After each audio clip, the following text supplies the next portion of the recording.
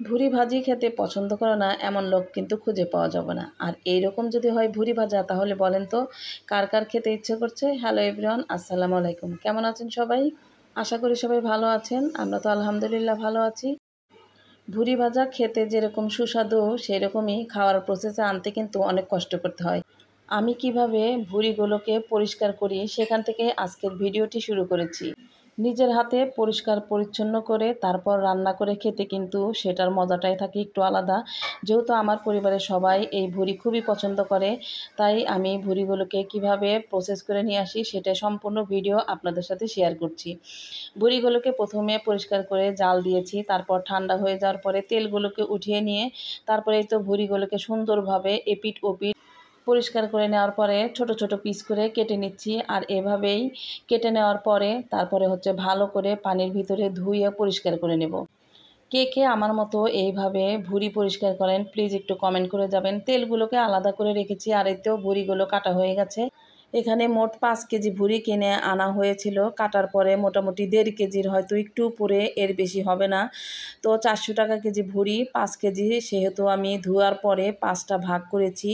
আর দেখে বুঝতেই পারছেন এখানে হাফ কেজির মতোও হবে না, এরকম একটা অবস্থা। এত দামি খাবার, তারপরেও মুখে খেতে অনেক স্বাদ লাগে, সেই জন্য কয়েক মাস পর পর এরকম 5-7 কেজি করে কিনে আনা হয়। তারপরে এখন রান্নার প্রসেসে যাচ্ছি।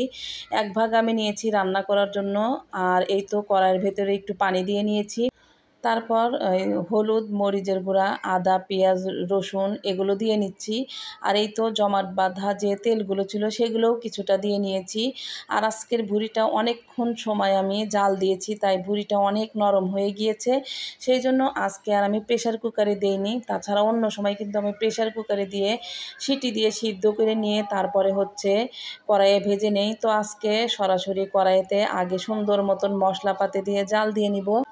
এরপরে আর কোনো ধরনের মশলাপাতি দিতে হবে না। পানি কমিয়ে গেলে তখন কাঁচামরিচ, পেঁয়াজ, তেজপাতা, জিরা ফোড়ন দিয়ে বাগার দিলেই কিন্তু মোটামুটি জাল দিতে দিতে ভুঁড়ি ভাজা রেডি হয়ে যাবে। এদিকে একটু পরে ঢাকনাটা খুলে দেখি বলক উঠে গেছে।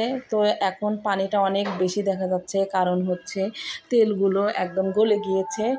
আর আস্তে আস্তে এই পানিগুলোকে কিন্তু শুকিয়ে নিতে হবে। অনেকেই তো অনেকভাবেই ভুঁড়ি ভাজি করে থাকেন। আমি কিভাবে ভুঁড়ি ভাজি করি জাস্ট সেটাই কিন্তু আপনাদের সাথে একটু শেয়ার করছি। তো তারপর জাল দেওয়ার পরে এই তো পানি অনেকটাই কিন্তু কমে গিয়েছে। আর এর মধ্যে কিন্তু ভুঁড়িগুলো আরও অনেক ভালোভাবে সিদ্ধ হয়ে গিয়েছে। দেখে কিন্তু মনে হচ্ছে এখনই এটা খাওয়ার উপযোগী হয়ে গেছে। এর ভিতরে তো আদা, পেঁয়াজ, রসুন সব মশলাই দেওয়া হয়ে গিয়েছে।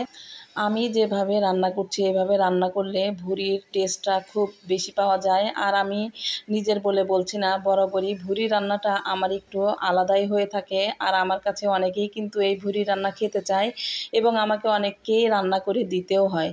ভুঁড়িটা জাল দেওয়া হয়ে যাওয়ার পরে ঠান্ডা হয়ে গিয়েছে। তারপর আমি একটা পাত্রে তুলে রেখেছি। আর একই পাত্রে আমি কাঁচামরিচ, পেঁয়াজ, তেজপাতা ছেড়ে দিলাম, একটু তেল দিয়ে দিয়েছি। তারপর কাঁচামরিচ, পেঁয়াজটাকে একটু লাল লাল করে ভেজে নেব। তারপর জিরা ফোড়ন দিয়ে দেব। জিরা ফোড়ন দিয়ে দেওয়ার পরে দারচিনি, এলাচি এগুলোকে দিয়ে দিলাম। মশলাগুলো ভালোভাবে একটু তেলের সাথে ভেজে নেব। ভেজে নেওয়ার পরে এই তো জাল দেওয়া যে ভুঁড়িগুলো ছিল একদম সবটুকুই দিয়ে দিলাম। এখন ওলট পালট করে নাড়াচাড়া করব। আমার কিন্তু এখানে আর কোনো ধরনের মশলা দিতে হবে না। আপনারা চাইলে দিতে পারেন, কিন্তু আমি সর্বপ্রথমেই সব মশলা একদম দিয়ে দিয়েছি। তাই এখন শুধু বাগারটা দিয়ে দিলাম। আর এই তো আলু ছাড়া তো আমি ভুঁড়ি খেতেই পারি না। আলু দিয়ে খেলে আমার কাছে অনেক ভালো লাগে। আর আমি খোসা কিন্তু ছাড়াইনি, খোসা সহ আলুগুলো দিয়েছি। কারণ খোসা সহ যদি আলু দেন তাহলে কিন্তু ভুঁড়ি ভাজা ভালো হবে না, কড়াইয়ের সাথে লেগে যাবে। আর আলুটা খুব দ্রুত নরম হয়ে যাবে, তখন ভুঁড়ি ভাজিটা ভালো হওয়ার চেয়ে খারাপই বেশি হবে। তো এই প্রসেসে দিয়ে দিবেন, তাহলে খুব ভালো হয়। অনেকেই কিন্তু আলুটা স্কিপও করতে পারেন, তবে আমি সবসময় রান্না করার সময় আলু দিয়ে থাকি। আলু দিয়ে খেতে আমার অনেক ভালো লাগে। আর এমন একটা কড়াইয়ে রান্না করবেন যে কড়াইয়ে লেগে যাবে না। তো আমার এই কড়াইটাতে মোটামুটি দিয়েছি, লেগে যাবে না। আর এই তো আর কোনো পানিও দিতে হবে না। আস্তে আস্তে সব তেলগুলো উঠে যাচ্ছে, আর এই তেলে তেলেই কিন্তু আলু ভাজা হয়ে যাবে। ভুঁড়িগুলোও সুন্দর মচমচে এবং ক্রিস্পি এবং সফট হয়ে যাবে। যে যেখান থেকে আমার ভিডিওটি দেখছেন অবশ্যই লাইক কমেন্ট শেয়ার করে পাশে থাকবেন। আর একটু খেয়াল করবেন ভুঁড়ি ভাজতে ভাজতে কিন্তু কালারটা চেঞ্জ হয়ে যাচ্ছে, খুবই সুন্দর একটা স্মেল বের হয়েছে। আর এটা তো খুবই লোভনীয় একটা খাবার, দেখে তো মনে হচ্ছে এখনই ঝটপট করে খেয়ে নেই। তবে এটা শুধু ভাতের সাথে না, এটা রুটি, পরোটা, নান রুটি এগুলোর সাথে খেতে কিন্তু দারুণ লাগে।